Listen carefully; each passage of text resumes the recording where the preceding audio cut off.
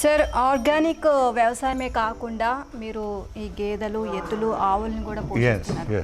So ఏంటి ఇది కూడా అంత ప్యూరు, అంటే పాలు ఎక్కువ రావాలని ఇంజెక్షన్లు స్టీరాయిడ్లు అలాంటివి వేయకుండా మన ట్రెడిషనల్గా చున్నీ కల్లి వేసి green fodder and dry fodder వేసి ఈ బర్ల వ్యవసాయం పాలది కూడా మేము చేస్తాం. 20 బర్రెలు ఉన్నాయి, 2-3 ఆవులు.